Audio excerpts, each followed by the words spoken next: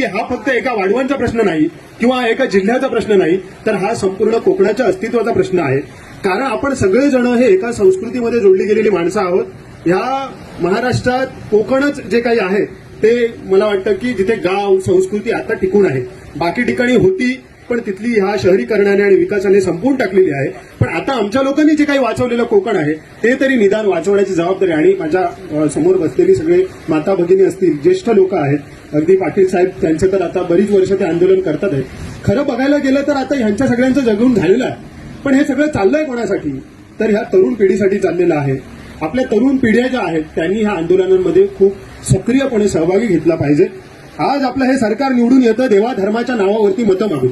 पण मला सांगा, जर आपली जलजंगल जमिनीच नाही राहिली तर आपण कुठला धर्म आणि कुठला गाव घेऊन बसणार आहोत?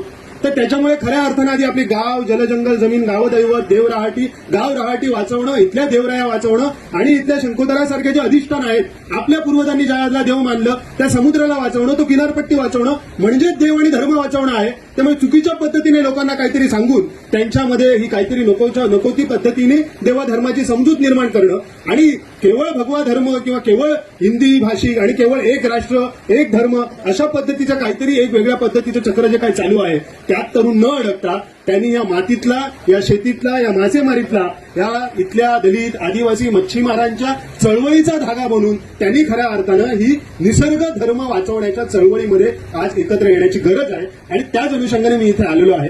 कारण ह्या देशाचा मी तरुण आहे. आज आम्ही ह्या देशासाठी लढायला कुठे सीमेवरती जाण्याची आमची कुवत नाही किंवा तेवढ्या लांब आम्हाला जाताही येणार नाही. पण या देशाची एक सीमा आहे, ती म्हणजे सह्याद्री आणि कोकण. कारण आपल्याला अगदी ही किनारपट्टी जी लाभलेली आहे पण ती खऱ्या अर्थानं सीमाच आहे ना.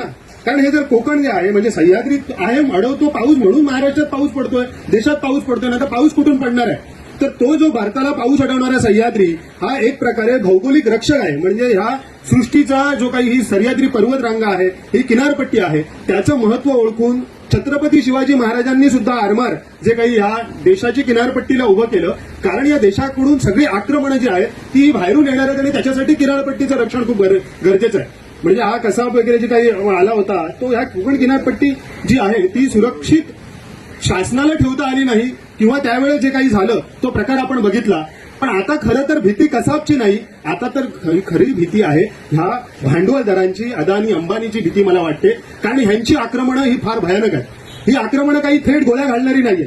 ही आक्रमणं आपल्या आजूबाजूचा निसर्ग संपवणारी आहे. ही आक्रमणं आपल्या आजूबाजूला असलेलं पाणी संपवणार आहेत, ते घाण करणार आहेत, मच्छीमारी संपवणार आहेत, आपलं कांदळवन संपवणार आहेत, आपली माती आहे ती नापीक करून टाकणार आहे. आणि हे सगळं संपल्यानंतर या देशात राहून आमचा फायदा तरी काय?